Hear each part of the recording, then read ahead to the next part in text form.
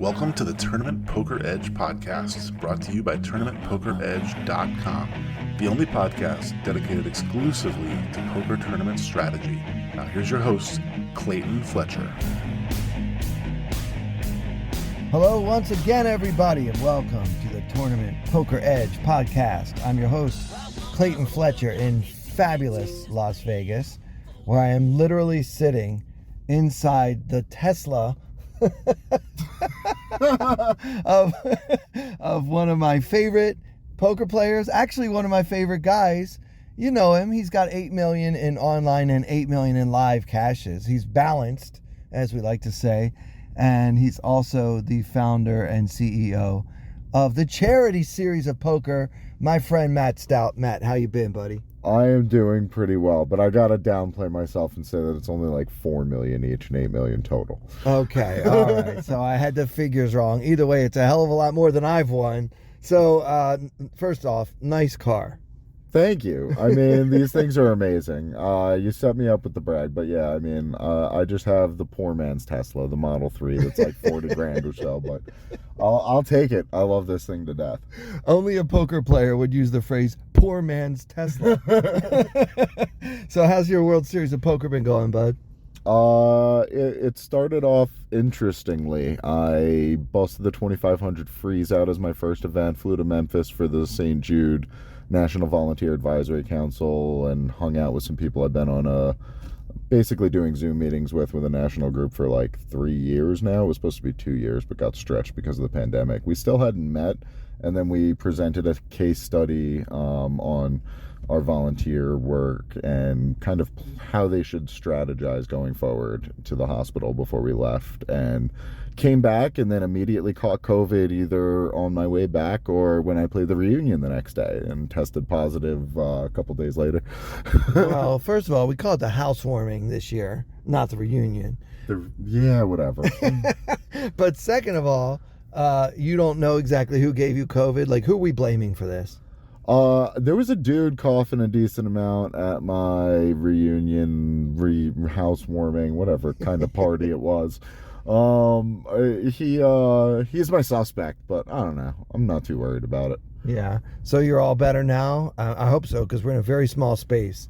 Yeah, I tested negative a week ago before I started playing again. But yeah, it's been going well since then. The first event I came back, actually, while I was letting the COVID taper off and waiting to test negative to be able to mask up and get back, I went deep in the $400 online bracelet event, and then the next day came back since I finally was cleared to play, and almost final table the shootout, lost heads up after having over half the chips in play, got outplayed by Austin Peck, and did not qualify. Finished 22nd in that, and have put together a couple cashes since in the Millionaire Maker and the 1500 PLO, and made a fun fold we'll talk about later in PLO. Sounds great. Yeah, I want to hear about fun folds. Let's talk about Austin Peck. Shout out to Austin Peck. So he outplayed you. Do you want to walk us through that a little bit?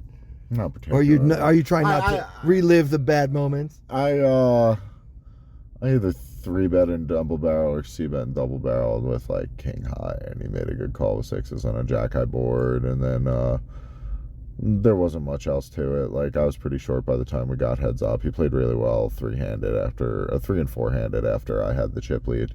All right, so he called you down with sixes. That's all. Yeah, I mean, it wasn't anything like crazy, but he just generally played really well when we were short-handed, and was tougher than I expected. Like, I knew he was good, but I don't know. I was feeling pretty good when I had over half the chips in play 3 or 4-handed. So, sure you were. Needless to say. Yeah. Was a little disappointed, but he played really well. He deserved it. Yeah, so the thing about a shootout, so you won your first table, right? Yeah. And then, so this is the next day, you have to come back for day 2. And what was the lineup like besides Austin? Anybody else you knew? Or there were a couple good regs. Brian Yoon. Sure, we know Brian Yoon. Man, I forgot how. Landon Tice was there, but he busted himself early. Yeah. So last year, I also made day 2 of the $1,500 shootout. I can only talk about caches from last year because this year I have 0. But yeah, my day 2 table, I was sitting between Joseph Chung and Sam Grafton. That's a fun table. I would be disappointed poker wise and very excited socially to sit down. Yeah, we had some laughs, and they both played circles around me. So good times. Yeah. So tell me about Memphis. You were saying that you had to kind of strategize the volunteering. So what is GTO for volunteering? I want to know. So it's actually what we've been working on is different ways to recruit, retain, reward volunteers, because they have a ton of volunteers across the country doing a lot of different events, and you don't want anything to get lost in the mix. You want to figure out, how to make sure that everyone's in the proper roles, that people's skills are being utilized, that they feel appreciated, that everything's coordinated in a way where we're not wasting volunteers' time. Because, your time is the toughest thing you can give. It's, you're giving people hours of your life, and it's a very important thing that we don't take lightly. So there's a lot to be done in terms of figuring out different ways to optimize the volunteer experience and make sure that they feel appreciated, like I said. So one of the things that we were doing is figuring out the best way to transition people out of major roles. Like, for example, when I stepped down as the event chair for the Against All Odds event, where I've been helping to run this event since 2017, and I've been the head of it since 2019. Whether it's by choice or because they feel that someone's a better fit and I'm not serving my role properly, whatever it is, we want to have different ways to make sure that we're making it a smooth and proper transition, getting the information that is needed transferred from one person to the next, making sure that, the send-off is proper, that the person feels like all the work that they've put into the role is appreciated.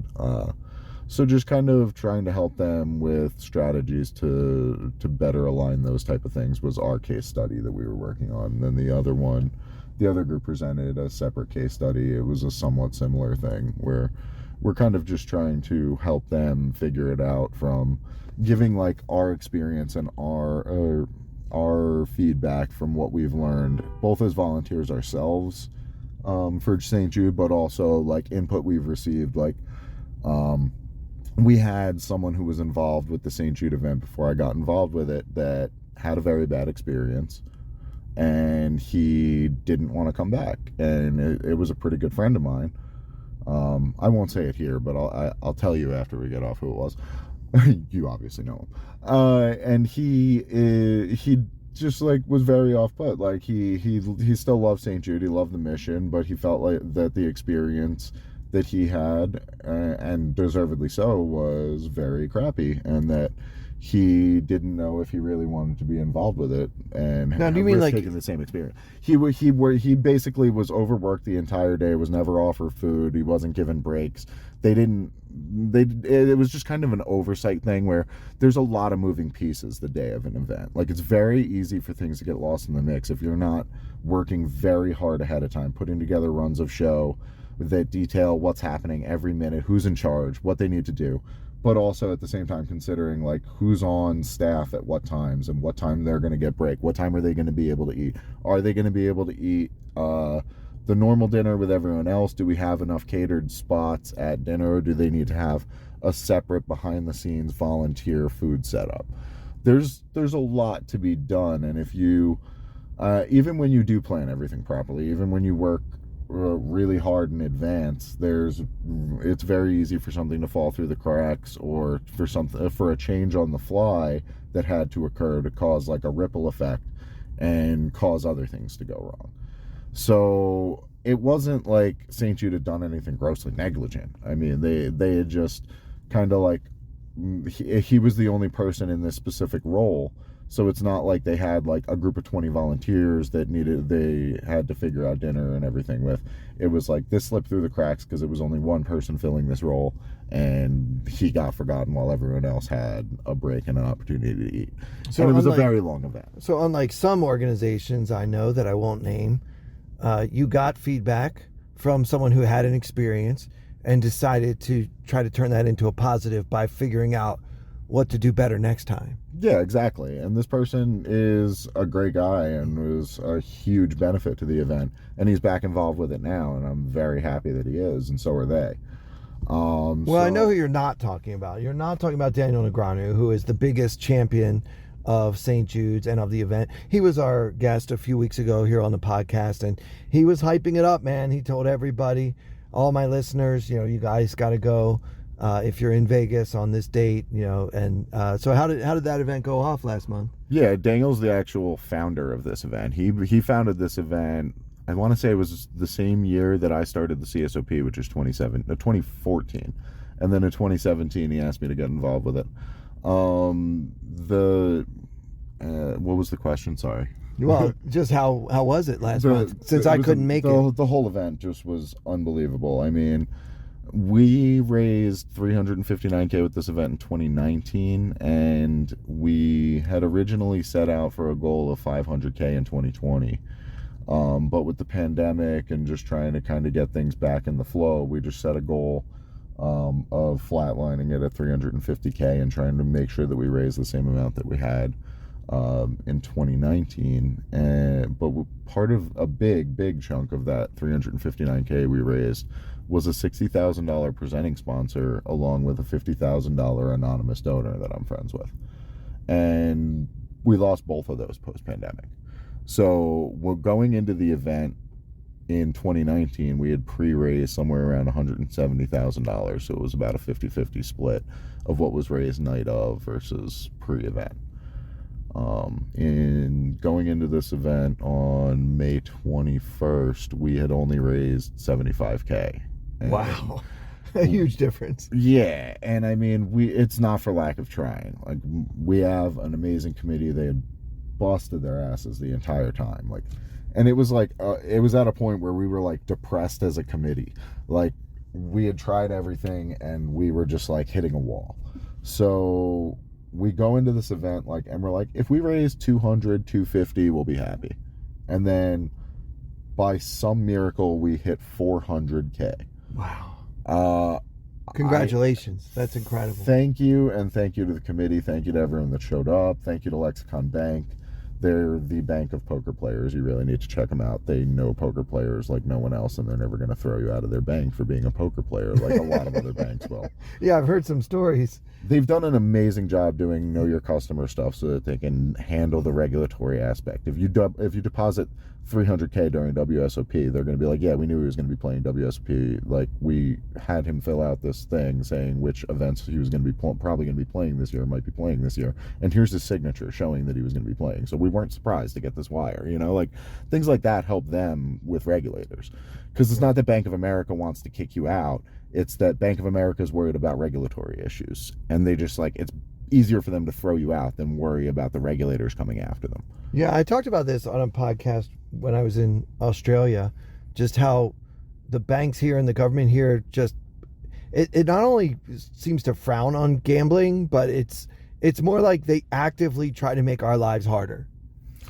Yeah, I mean, but they don't want too much money moving around without them knowing what's going on or understanding it, and they don't understand gambling and poker. Yeah. So they have to be very careful because it's a good opportunity for people to cover the source of funds by claiming it's poker related.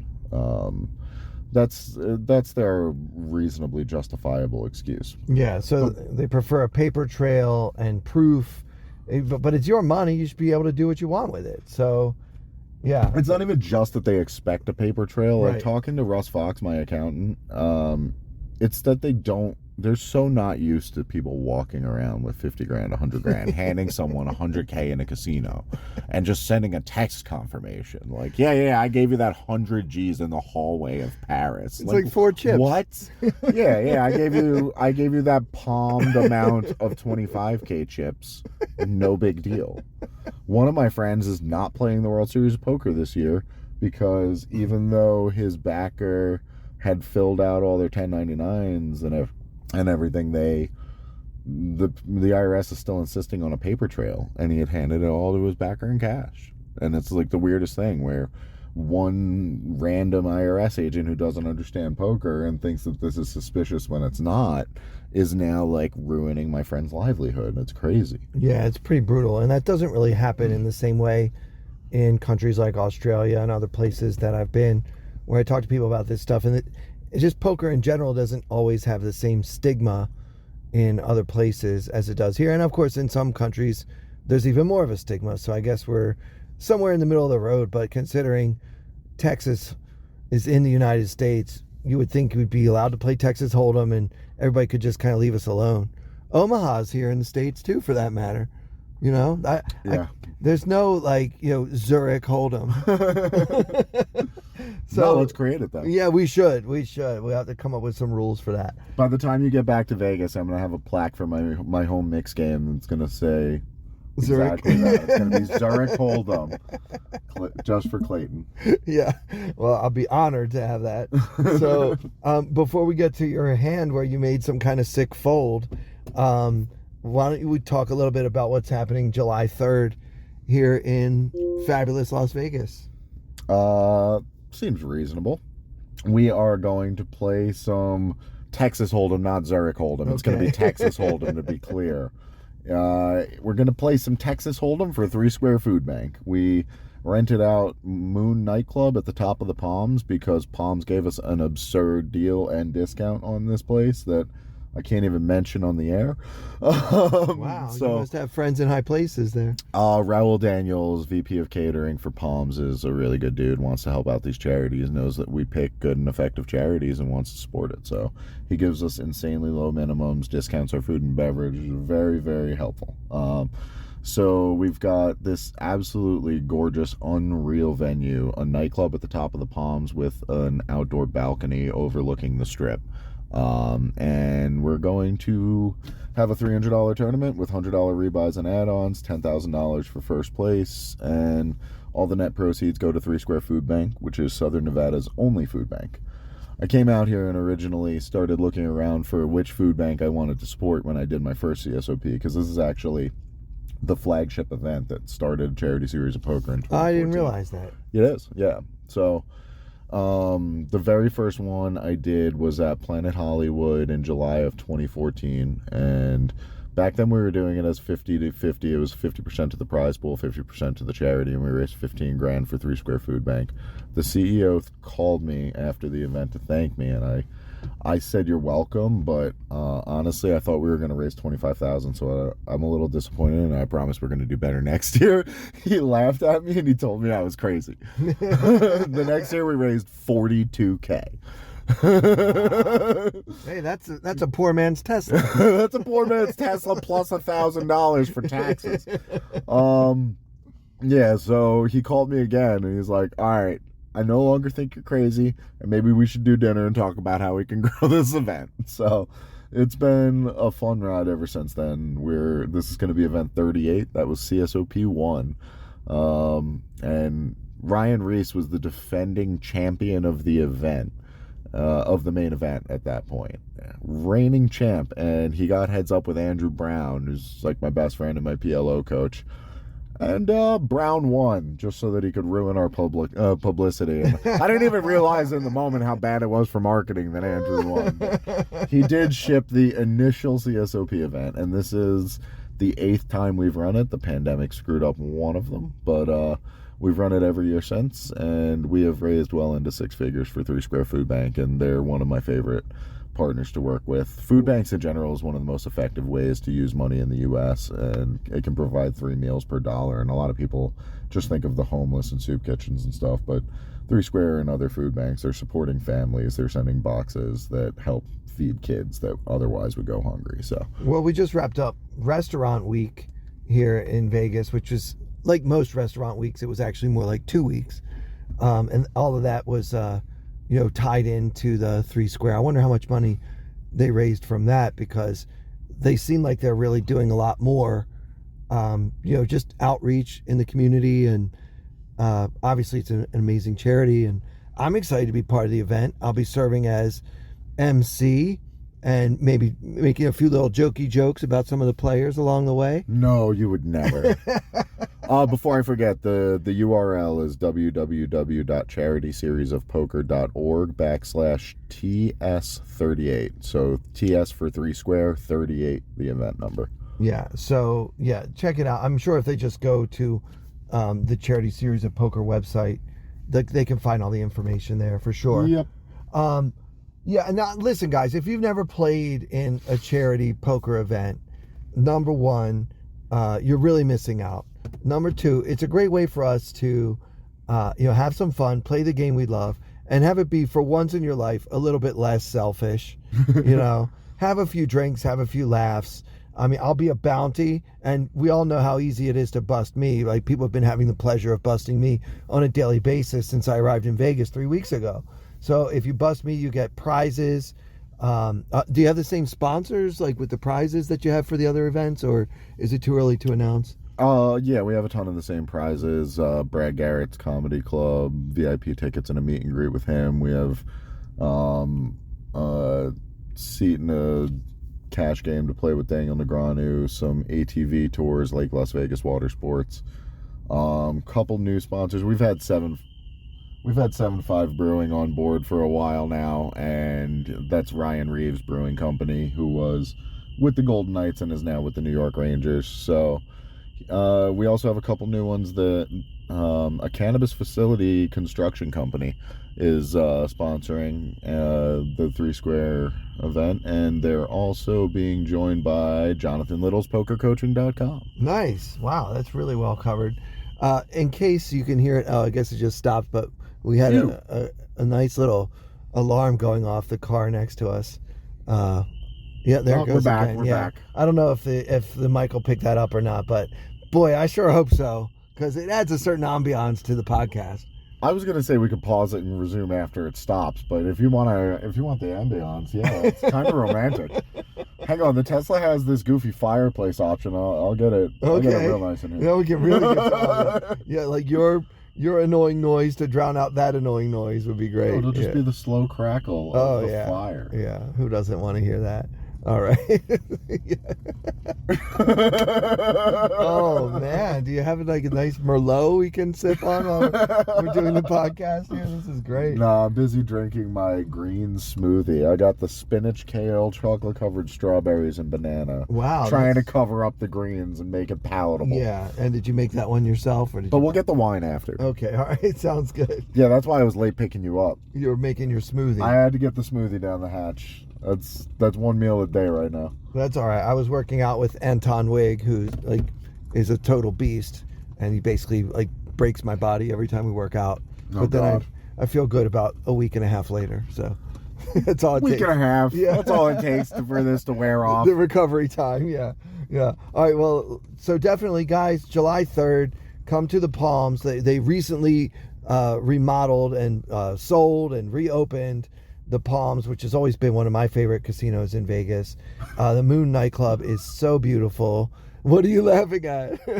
What's so funny? I was like, why is it getting hot in here? And then I remember when they put on the fire. Even though I have the AC set to 68 degrees, when you put on the Tesla fireplace thing on the screen and they just put on these logs and they have a crackling sound. I forgot that they also blow hot air at you to simulate the romance of the fire experience. And god damn it, will this guy get his car and turn it off? No. What even activated it? No one even walked that close to it. Someone walked within 38 feet of that car, and now the alarm is going crazy.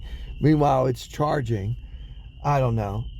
I don't know. This is my first Tesla experience, and I'll be honest. Between the fireplace making it hot in the car, and then the one next to us, which it just has this burglar alarm that won't stop. I'm not impressed.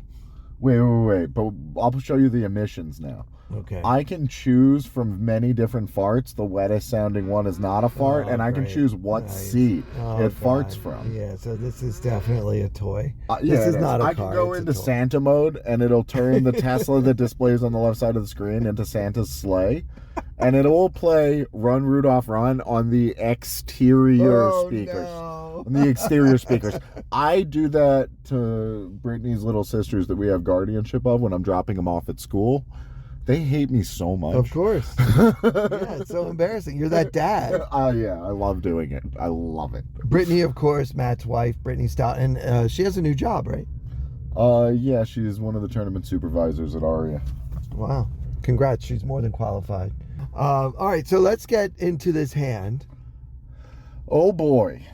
So, 1,500 PLO yesterday. We're in the money with about 70 players remaining out of 1,400. I have do some math real quick and backtrack it. I have about 750K at 12K. Okay, so we've got chips. Oh yeah, doing fine. We've got heaps, and we're about to make a straight flush, but spoiler alert. But all right, one step at a time. So Under the Gun 1 opens to 25K at 12K. One guy or three people flat, including the hijack and the button. I call from the big blind. I almost squeezed. I'm such a nit. I have 7-6-5-4 double suited. It's a little low, but it's one of the sexiest draw type hands you can have in PLO for those that don't know. Like double suited rundowns where you have 4 cards in a row that are with 2 suits. It's like you drool praying that you will get this hand, and you don't care if your opponent has aces. Yeah, and also if you do squeeze with a hand like that, most players, especially in the lower buy-ins, are going to put you on aces. They're never going to think that a board of like 6-5-4 hits you at all. Right, and that's one of the beauty things. So if you get 4-bet, you can just go with your hand or see the flop and get it in good flops. Like it's not like you squeeze and have to fold if you get 4-bet. And exactly like you said, you're gonna get to wrap the ace and king high flops because you have aces and kings, and especially aces. But then you also smash all these low boards that they expect to be able to steal the pot from you, and it's a very, very good hand to be squeezing with. But we didn't. No, I didn't like the spot. I was deep stacked against a few good players. Like there were 2 good players in the hand that had me covered, despite the fact that I had like 60 plus BB. Wow, so this is a deep table. Yeah, one of my opponents had like over $1 million. Okay, all right. So, yeah, well, under those conditions, maybe squeezing is a little bit less attractive. I mean, we don't want to get busted with 7 high. Yeah, I mean, it's not like a hand that I'm going to regret gambling with if I 3-bet and have to call a 4-bet. Like, we're just going to put it in and see what happens. But also, I just double defend. Suited, man. Yeah, Come on, exactly. double suited. Let's go. But yeah, I still just defend like a nit. And it comes Queen 9-7 with the 9-7 of diamonds and checks through. Turn is 8 of diamonds, and I make bottom straight flush with the 6-5 diamonds. Wow.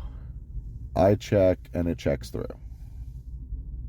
River is an offsuit ace. When can we get some money in this pot? I think about check raising again, but I don't think that it's going to work. And even if I do, I mean, I might get a bet, but no one's likely to pay off a check raise. Like, I don't expect people to have the nut flush when I check through the turn, etc. So I just bet 100 into 136, hoping to get paid. It goes fold, fold. Older recreational player makes it 300K with 250-ish behind, maybe 300. Okay. The button shoves and covers both of us. And we're sitting here with the bottom end of a straight flush. Like, what is even going on? Yeah. It's so absurd. I mean, the older guy, like, how much of an older guy is he? Does he ever raise with just like a medium flush or a low flush. No, I No. still think, like, even people that aren't, like, really, really good at PLO, they still know not to raise non-nut flushes on the river. This is a 5-way pot. Like, people really aren't bluffing, and, like, it just... No. And nothing about it made sense. Yeah, and PLO teaches us, right? PLO teaches us to fear the nuts in a for way sure. that Texas Hold'em does not.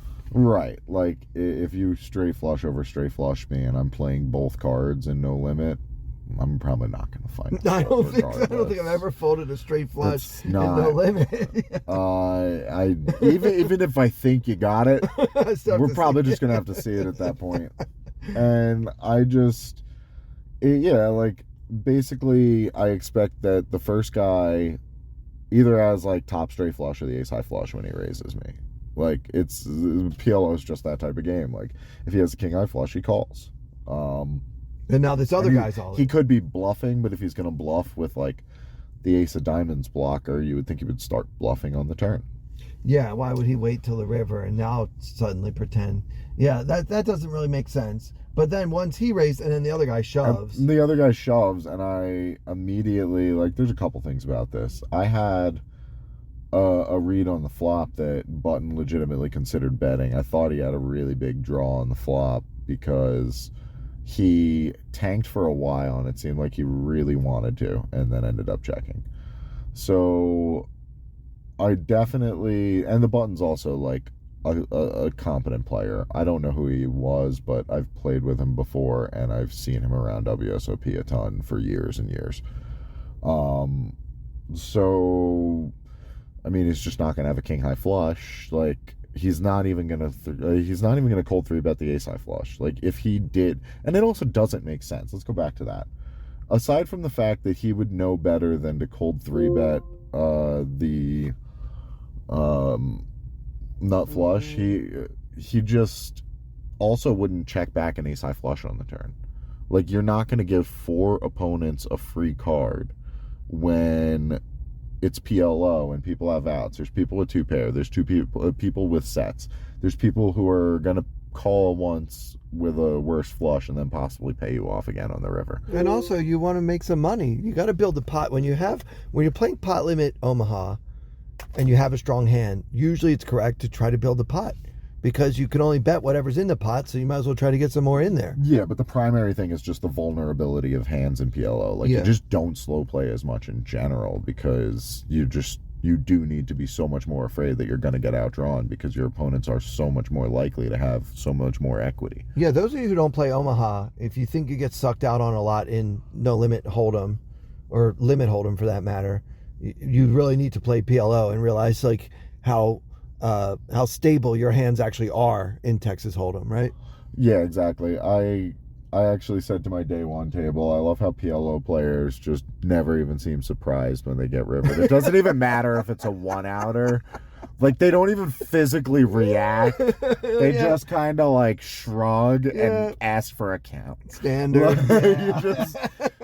It adds a certain level of skin thickness if you end up playing a lot of it. Yeah. And I've been playing more PLO than I've been playing No Limit. Yeah, for years now, right? I mean, this has been your game. Yeah, I've been playing a lot of PLO cash, especially. Just, I mean, the pandemic kind of threw me back into playing No Limit tournaments, but I definitely had been on a path of moving more and more toward playing PLO as much as possible, and only playing No Limit when it's big enough tournaments to tickle my fancy and make it worth sitting there playing a much more boring game. Well, when I play PLO cash on WSOP.com, it doesn't matter what stakes I choose. I'm all over the board, whatever, kind of depending on how much is in my account at the time. Because I cash out or I put more in, whatever. I see you, it doesn't matter. I mean, other than the micro stakes, you'll play pretty much whatever PLO's going. Yeah, like 50 and $1 to the 10-20. I don't really hop in 25-50 on there. The game, I mean, I would if the games looked really juicy, but it's usually a couple of, like, my crusher friends and other sickos I know, and maybe like 1 or 2 wrecks at most. The games never look that soft, but I play a ton on there from like $50 to $5, $10, $10, $20. Yeah, which is pretty wide range, right? So you're playing like $1 big blind all the way up to $20 big blind. Well, yeah, but it's not live, so it's like all I'm doing is adding one more table. Like I'm usually like sitting there playing a mix of cash and tournaments. I'll play a bunch of good tournaments, and then just as I bust them, replace them with more and more cash games, so that I don't force myself to extend my session if I read something else. That's exactly what I do, Matt. But the difference between you and me is I bust a lot earlier. So I get more cash game hands in than you do. That's fair. I'm jealous. Yeah. I wish I was playing more PLA. Yeah. So, did you see it? Did you get to see it? Yeah. All right. So I show the kid next to me so that I have someone to back up my story, Matt Perez, in case anyone needs to contact him and independently verify this. Story, yes.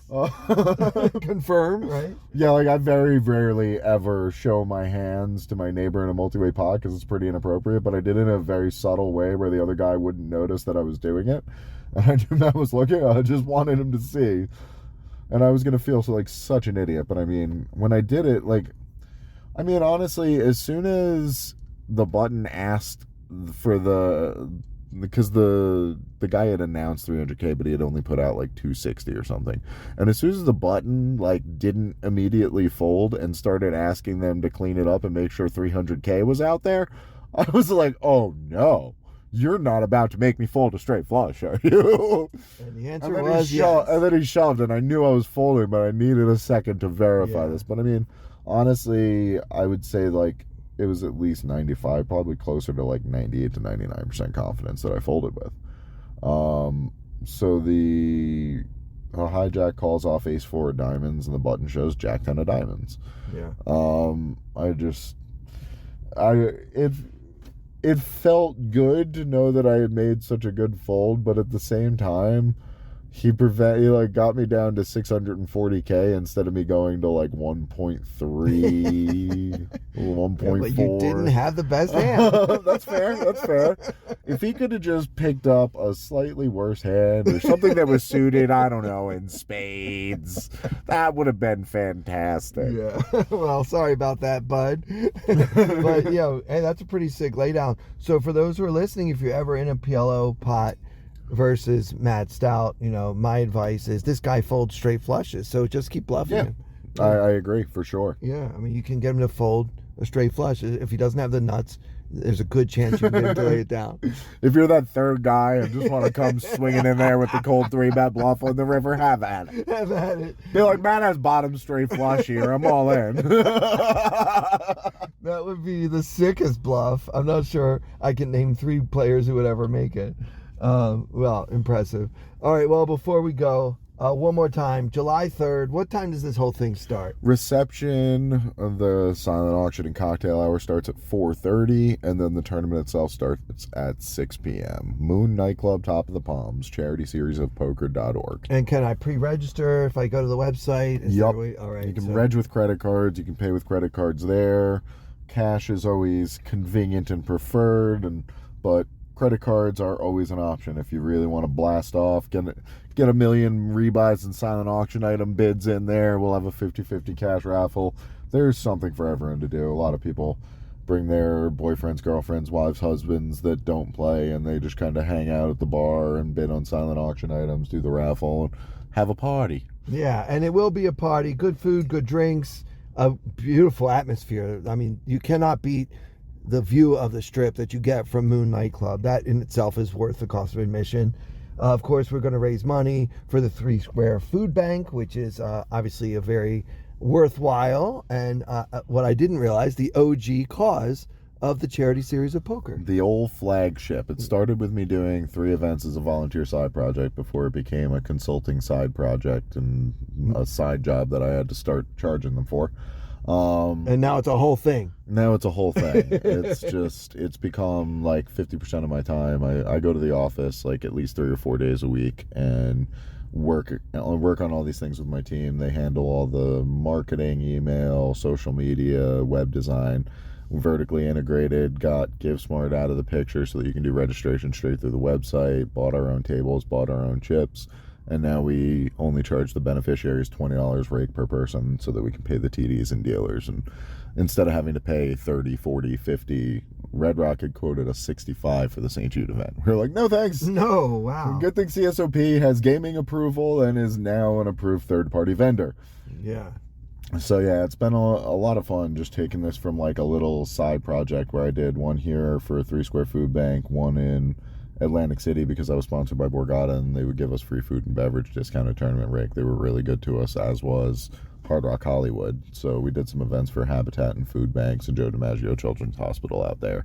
And then it was just 3 events a year, volunteering about 300 hours a year, and then it got out of control after that. After I took over the St. Jude event and told Negroni to get the Knights to sponsor it, and the Knights wanted me to run their own charity poker tournaments, and then they wanted to do something for Folded Flag, and then they told the Raiders that they should do an event with us, and now it's like everyone's pounding down my door like, hey, could you run a tournament for us? I'm like, oh, I want to, but let me find the time. And I know eventually the answer is always yes. Of course. That's just how you are. Yeah, I mean, we're getting there now with Las Vegas Rescue Mission, what was the other one that I just mentioned to you earlier and is now falling out of my brain? United Way of Southern Nevada. And got some others that we are in works with. I've never done one with Habitat for Humanity out here, and that's funny because CSOP's predecessor was me doing a $10 rebuy charity event at the College of New Jersey when I was 19, when I was the VP of Habitat. So yeah, I remember. They were one of our OG beneficiaries, but I haven't done one with the Vegas chapter yet. Well, maybe it's time you did. We got that in the works now. We're looking at it. You told us that whole story on this podcast, one of the first interviews that we did together. It's fascinating. At 19, you always had this desire to be a giver and a helper, which is maybe not what people think first top of mind when they find out someone's a poker player. But I've found the poker community is incredibly generous. For sure. I mean, that's why I never would have started this if I didn't know that. Like, if I didn't know that I could depend on it and get them to show up if someone that they knew and trusted was doing it for a good charity, I knew that everyone was going to show up. And I relied on that, and it's now helped raise over 2.8 million for some of the best charities in the country. That's incredible. I'm so proud of you.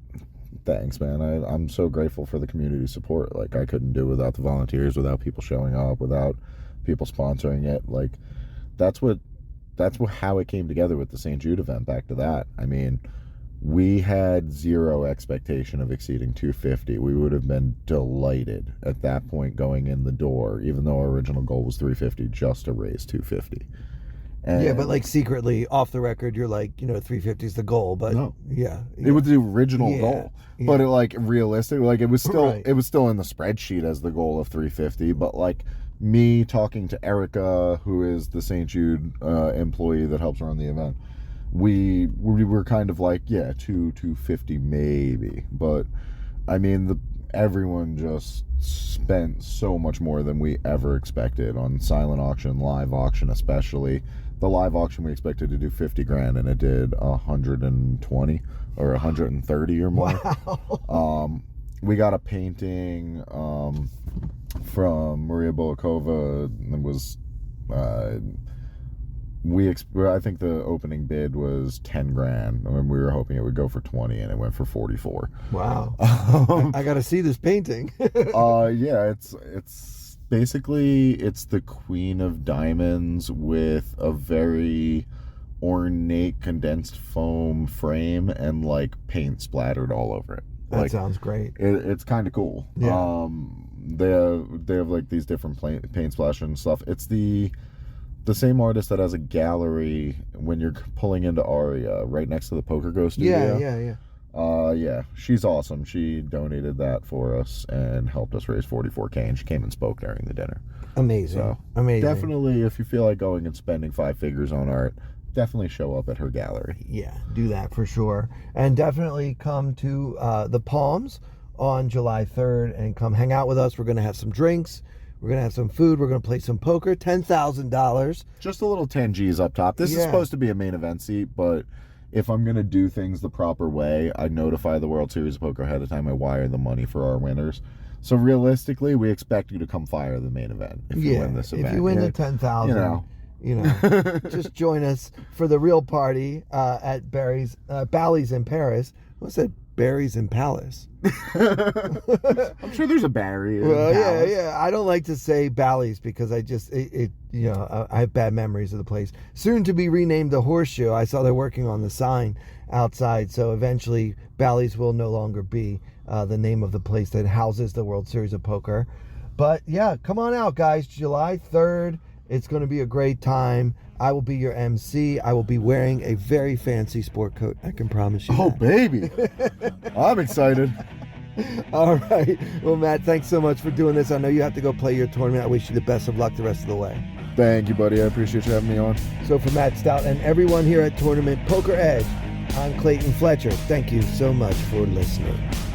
I wanna hold them like they do in Texas, please. Fold them, let them hit me, raise it, baby, stay with me. Lock in intuition, play the cards with babes to start. And after she's been hooked, I'll play the one that's on her heart.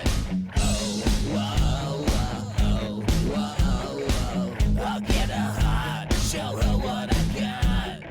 Oh, whoa, whoa, whoa, whoa. I'll get her heart, show her what I got. Can't read mine, no she can't read a mile. Poker face, she's got to love nobody. Can't read mine, no she can't read a mile. Poker face, she's got to love nobody.